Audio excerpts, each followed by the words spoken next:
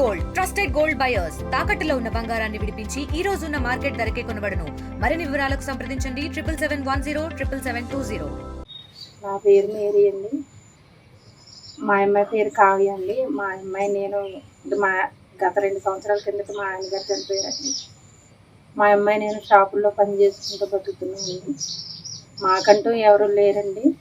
అందరికీ నమస్కారం అండి. నా పేరు మేరీ అండి. మా అమ్మాయి పేరు కావ్య అండి. గత 2 సంవత్సరాల కిందట మా ఆయనగారు చనిపోయారండి. మా అమ్మాయి నేను షాపుల్లో మా అమ్మాయి బీఏడీ చదువుతుందండి. షాపుల్లో పని చేసుకుంటా అన్నదారపేట అని తాళపూడి మండలం ఏజెంట్ అని వెంకటలక్ష్మి అండి ఆమె పేరు. నాకు తెలియకుండానే మా అమ్మాయికి పరిచయం అయిందండి. పరిచయం అయ్యి మీరు షాపుల్లో చేసుకుంటే ఏం డబ్బులు వస్తాయి, మీ అమ్మని ఏం పిలుస్తావు, నువ్వు ఇతర దేశాలు వెళ్తే నీకు 30,000 కానీ 50,000 శాలరీ వస్తుంది, మీ అమ్మను కూడా ఏ లోటు లేకుండా పెంచుకోవచ్చు, మీ అమ్మకి ఆరోగ్యం కూడా బాగాలేదంటున్నావు కదా, మీ అమ్మను బాగా చూసుకోవచ్చు అని మా మాటలు చెప్పింది సార్. చెప్పి ఇతర దేశాలకి అన్నీ నేనే చేపిస్తాను, ఎంత డబ్బు ఖర్చు అయినా నేను పెట్టుకుని నేను పంపిస్తానంటే మా అమ్మాయి మరి నీ అప్పులా తీర్చాలక్క, మరి నాకు ఎలా కుదురుతుందంటే అన్నీ నేను చేపిస్తాను. మా అమ్మాయికి వరంగల్లో కోచింగ్కి వెళ్ళింది సార్, బీఏడీ కోచింగ్కి వెళ్ళింది సార్. వెళ్తే అక్కడి నుంచి మరి ఎలా టాప్ చేసిందో తెలియదు సార్. మాటలు చెప్పి అక్కడి నుంచి అటు నుంచే పంపించేసింది సార్ కోయిటాకి. నాకు కూడా మా అమ్మాయి కూడా చెప్పలేదు సార్, చెప్పకోకుండా పంపించేసింది. పంపించేసాక అక్కడికి వెళ్ళిన 1 నెల రోజుల దాకా మా అమ్మాయి మాకు ఫోన్ చేయలేదు సార్, మాకు కూడా తెలియదు సార్. అక్కడికి వెళ్ళిన కాడి నుంచి అక్కడ చిన్న ఇల్లు, 2 ఫ్యామిలీ, ఏం పని ఉండదు, ఓన్లీ క్లీనింగ్ చేసుకోవడమే, వంట కూడా చేయక్కర్లేదని చెప్పిందంట సార్. సరే పెద్ద పని ఉండదని వెళ్ళిందంట సార్. అక్కడికి వెళ్ళిన కాడి నుంచి 7 ఏళ్లలో పని చేపిస్తుందంట సార్. హాస్ పని చేపిస్తున్నారంట. నైట్ 1 గంట దాకా నిద్రపోనివ్వట్లేదంట సార్. మసాజులు అవి చేయించుకుంటున్నారంట సార్. మా అమ్మాయికి ఆరోగ్యం కూడా బాగాలేదు సార్, కావర్లు వచ్చింది సార్, మాటికి జ్వరం వస్తుందంట సార్. అసలు మా అమ్మాయి పరిస్థితి అస్సలు బాగాలేదు సార్. ఏదో విధంగా గవర్నమెంట్ ముఖ్యమంత్రి గారు రేవంత్ గారు, ఆదినారాయణ గారు మరి మా అమ్మాయిని ఆదుకొని మరి టీవీ ఛానల్ వారు కూడా చాలా ప్రయత్నం చేసి మా అమ్మాయిని బయటకు తీసుకురమ్మని, ఆరోగ్యంతో తీసుకురమ్మని. మా అమ్మాయి పరిస్థితి అసలు ఏమీ బాగాలేదు సార్, చాలా క్లిష్ట పరిస్థితిలో ఉంది. నా బిడ్డ ప్రాణాలతో వస్తుందని నాకైతే లేదు సార్. మీరే ఎలాగో దయ చూపించి నా బిడ్డను బయటికి తీసుకురండి సార్. నా బిడ్డ చాలా ఇబ్బందులు పడుతుంది సార్. ఒక్కటి బిడ్డ, నాకు భర్త లేడు సార్. నా వీడియో చూస్తున్న వాళ్ళందరికీ నాది ఒక చిన్న రిక్వెస్ట్ అండి. నా పేరు కావ్య, నాది డిగ్రీ కంప్లీట్ అయిపోయింది. స్టడీ అయిపోయిన తర్వాత డాడీ చనిపోయారు. అమ్మ నేనే ఉంటాము. అమ్మకు కూడా ఆరోగ్యం అంతంత మాత్రంగానే ఉంటుంది.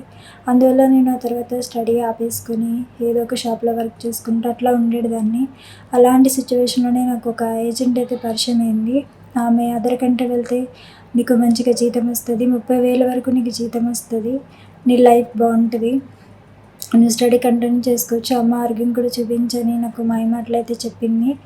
సరే చూద్దాం అన్నట్టుగా నేను వెళ్దాం అనుకున్నాను. ఆ తర్వాత నాకు జాండీస్ ఉన్నాయని తెలిసింది. మెడికల్ చేయించినప్పుడు జాండీస్ ఉన్నాయని తెలిసిన తర్వాత నేను వెళ్ళను అన్నాను. వెళ్ళను అంటే ఆమె చాలా చెప్పింది నాతో. నీకు అక్కడికి వెళ్తే మేడం వాళ్ళు మెడిసిన్ ఇప్పిస్తారు, నీకు ట్రీట్మెంట్ ఇప్పిస్తారు, నీ హెల్త్ బాగుంటుంది, దాంతోపాటు నీకు డబ్బులు కూడా మంచిగా వస్తాయి, 30,000 40,000 అట్లాగా నువ్వు చేసుకునే దాన్ని బట్టి నీకు శాలరీ పెరుగుతూ ఉంటుంది అన్నకు చాలా మాటలు చెప్పింది. సరే మా అమ్మ ఆరోగ్యం కూడా బాగుంటుంది కదా, ఫ్యూచర్లో చదువుకోవడానికి కూడా నాకు యూజ్ అవుతుంది కదా అని ఆమె చెప్పిన మాటలు నేను నమ్మాను. అంతేకాదు నేను ఇక్కడికి వచ్చే ముందు నువ్వు వెళ్ళేది ఒక చిన్న ఇంట్లోకి, అందులో ఇద్దరు మనుషులు ఉంటారు, ఎక్కువ మంది ఉండరు, నువ్వు వంట కూడా చేసే పని ఉండదు, క్లీనింగ్ ఒక్కటి చేసుకోవాలి, నీకు అక్కడ అంతా మంచిగా ఉంటుంది, నేను ఎప్పుడు నీకు ఏ ఇబ్బంది వచ్చినా సరే నేను హెల్ప్ చేస్తాను, అక్కడికి వెళ్ళి ఒక 3 months ఉండు, నీకు హెల్త్ బాగోకపోతే నేను తీసుకొచ్చేస్తానని నాకు చాలా మాటలు చెప్పింది. సరే అని చెప్పేసి తీరి ఇక్కడికి వచ్చి చూసిన తర్వాత ఇది 3 స్టేర్ల ఇల్లు, చాలా పెద్ద ఇల్లు ఇది. అంతేకాదు ఇక్కడ 7 మనుషులు ఉంటారు. చాలా అంటే చాలా పని ఉంటుంది ఇక్కడ.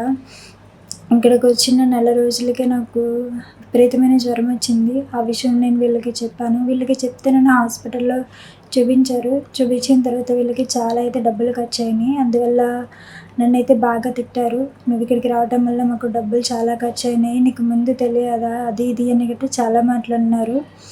అప్పటి నుంచి నాకు టార్చర్ అయితే స్టార్ట్ అయింది. ఎందుకంటే హెల్త్ వల్ల వాళ్ళు చాలా డబ్బులు లాస్ అయ్యారు. ఇదంతా ఏజెంట్కి చెప్దామని ఎన్నోసార్లు ట్రై చేశాను. నా నెంబర్ బ్లాక్ చేసి మాటికి నెంబర్లు మారుస్తూ ఉండేది. అసలు నాకు రెస్పాండ్ అయితే అయ్యేది కాదు ఆమె చెప్పిన విషయంలో ఒక్కటి కూడా లేదు. నేనైతే చాలా చెక్ చేసి పంపించింది. ఎన్నోసార్లు నాకు ఇక్కడికి వచ్చిన తర్వాత జ్వరం వచ్చింది. వాళ్ళు ఒక్కసారి నన్ను చూపించారు, డబ్బులు ఖర్చు అయినాయి అని చెప్పేసి నన్ను మళ్ళీ హాస్పిటల్కి కూడా తీసుకెళ్ళలేదు. అప్పటి నుంచి నన్ను తిట్టడం, ఇష్టం వచ్చినట్టు పని చెప్పడం, చేయించుకోవడం, ఒక్కింట్లోనే కాదు వాళ్ళ రిలేటివ్స్ ఇంటికి కూడా తీసుకెళ్ళి పని చేయించడం అయితే జరుగుతుంది. ఇప్పుడు కూడా నాకు 2 వీక్స్ నుంచి జ్వరం. ఇప్పుడు నన్ను అసలు పట్టించుకోవట్లేదు. నాకు ఫుడ్ కూడా సరిగ్గా పెట్టట్లేదు. చాలా టార్చర్ చేస్తున్నారు. ఒక్కోసారి కొడుతున్నారు, లేకపోతే మసాజ్ చేయించుకునే హెరాస్మెంట్ టైప్లో చేస్తున్నారు. చాలా ఇదిగా చూస్తున్నారు నన్ను. అంతేకాకుండా ఆమె నాకు జీతం కూడా 30,000, 40,000 అట్లా వస్తాయని చెప్పింది. కానీ ఆమె మొత్తం అంతా అంటే ఇక్కడికి వచ్చిన తర్వాత నాకు 15,000 వరకే జీతం ఇస్తున్నారు. నాకు జీతం కూడా ఎక్కువ రావట్లేదు. ఇటు హెల్త్ బాగుండట్లేదు, నాకు జీతం లేదు. ఇటు చూస్తే వీళ్ళేమో నన్ను టార్చర్ చేస్తున్నారు, మాటికి తిడుతున్నారు, కొడుతున్నారు. అసలు నైట్ నన్ను పడుకోనివ్వరు, రూమ్కి పంపించరు, ఫుడ్ కూడా పెట్టట్లేదు నాకు. ఇండియాలో టైం ఎంతైందో నాకు తెలియదు. ఇక్కడైతే 1:30 అట్లా అవుతుంది. ఈ టైం వరకు కూడా నాతో పని చేయించుకుంటారు. మళ్ళీ పొద్దున్నే లెగుస్తారు. నాకు నిద్ర సరిపోవట్లేదు, నాకు ఒంట్లో బాగుండట్లేదని చెప్పినా కూడా వినరు. నేను ఎప్పుడైతే నాకు హెల్త్ బాగాలేదని చెప్తానో అప్పుడే నన్ను వేరే వాళ్ళ ఇంటికి తీసుకెళ్తారు. అక్కడ కూడా 1 గంట నైట్ 2 వరకు పని చేయించి తీసుకొస్తారు. మళ్ళీ పొద్దున్నే లేపేస్తారు. నన్నైతే చాలా అంటే చాలా టార్చర్ చేస్తున్నారు. అలానే 2 నెలలు నేను భరించుకుంటూ వచ్చాను. నాకు ఎవరి దగ్గర నుంచి ఏ హెల్ప్ రాలేదు. మాకు హెల్ప్ చేయడానికి కూడా ఎవ్వరు లేరు. నాకు ఫ్యామిలీ సపోర్ట్ కూడా చాలా తక్కువ. మా అమ్మ ఒక్కతే, ఆమె ఆరోగ్యం కూడా బాగాలేదు. ఇప్పుడు నాకేం చేయాలో ఏంటి అనేది తెలియట్లేదు.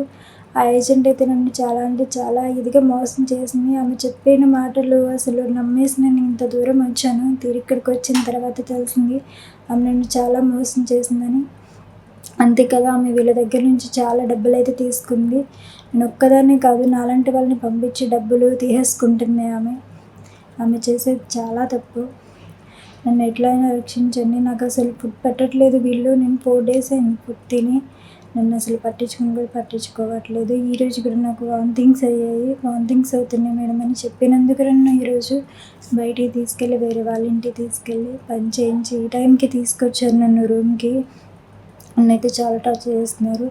నాకు బాగాలేదు, నేను చేయలేనని చెప్తుంటే ఒక్కోసారి నన్ను కొడుతున్నారు, తిడుతున్నారు. అసలు ఇష్టం వచ్చినట్టు నన్నైతే ఇది చేస్తున్నారు. నేనంతా తట్టుకోలేకపోతున్నాను. 2 months భరించాను. ఇంకా నా వల్ల కావట్లేదు. నా ప్రాణాలకి చాలా ఇదిగా ఉంటుంది. నేను అసలు ఏ పని చేసుకోలేకపోతున్నాను. నాకు ఓపిక కూడా ఉండట్లేదు. ఎవరైనా సరే నాకు సాయం చేయమని నేనైతే కోరుతున్నాను. ఇక్కడ ఉంటే నా ప్రాణాలు ఖచ్చితంగా పోతాయి. ఎందుకంటే వీళ్ళు పెట్టి టార్చర్ భరించడం నా వల్ల కావట్లేదు. ప్లీజ్ ఎలా అయినా సరే నాకు హెల్ప్ చేయండి. నాకు జాండీస్ ఒక్కటే కాదు, ఇక్కడికి వచ్చే ముందు నాకు జస్ట్ జాండీస్ ఉన్నాయని తెలిసింది. కానీ ఇక్కడికి వచ్చిన తర్వాత నాకు ఫీవర్ రావడం, పట్టించుకోకపోవడం అదంతా జరిగిన తర్వాత నాకు ఒక 2 days బ్యాక్ ముక్కులో నుంచి రక్తం కూడా కారింది. నేను ఆ విషయం వీళ్ళకి కూడా చెప్పాను. నాకు ఏ హెల్త్ ప్రాబ్లమ్ వచ్చినా వీళ్ళకి నేను చెప్తున్నాను. వీళ్ళైతే నన్ను పట్టించుకోవట్లేదు. నాకు ఆయాసం కింద ఉంది, నాకు బ్రీతింగ్ అందట్లేదు అన్న టైంలో కూడా వీళ్ళు నన్ను పట్టించుకోలేదు. ఒక్కొక్కసారి నాకు బ్రీతింగ్ అందదు. ఎందుకంటే 3 స్టేర్లు కాబట్టి నేను పైకి కిందకి తిరుగుతూ ఉండాలి. దానివల్ల నాకు హార్ట్లో పెయిన్ కింద వచ్చి ఒక్కోసారి బ్రీతింగ్ అందుకే నేను చాలా అంటే చాలా సఫర్ అవుతున్నాను. అది అట్లా ఉంటే 2 days బ్యాక్ నా ముక్కులోంచి రక్తం కూడా కారింది. ఇది ఇక్కడికి వచ్చిన తర్వాత నాకు రెండోసారి. ఫస్ట్లో నేను పట్టించుకోలేదు. ఇంకా నాకు మళ్ళీ అది రిపీట్ అయింది. అప్పటి నుంచే నాకు భయంగా ఉంటుంది. ఇంకోటి వీళ్ళు ఫుడ్ పెట్టకపోవడం, అసలు ఆ ఏజెంట్ ఏమైనా చెప్తుందా వీళ్ళకి, లేకపోతే ఏంటి అనేది నాకు అర్థం కావట్లేదు. వీళ్ళైతే నన్ను బాగా టార్చర్ చేస్తున్నారు. ఆ ఏజెంట్ని అయితే వదిలిపెట్టొద్దని నేను రిక్వెస్ట్ చేస్తున్నాను. ఆమె వల్ల నా లైఫ్ మొత్తం సఫర్ అయిపోయింది. అసలు ఎన్నో అంటే ఎన్నో మాటలు చెప్పింది. నా లైఫ్నే కాదు అందరి లైఫ్ని అట్లానే చేస్తుంది. మరి ఆమెని గట్టిగా ఖండించాలని అయితే నేను రిక్వెస్ట్ చేస్తున్నాను.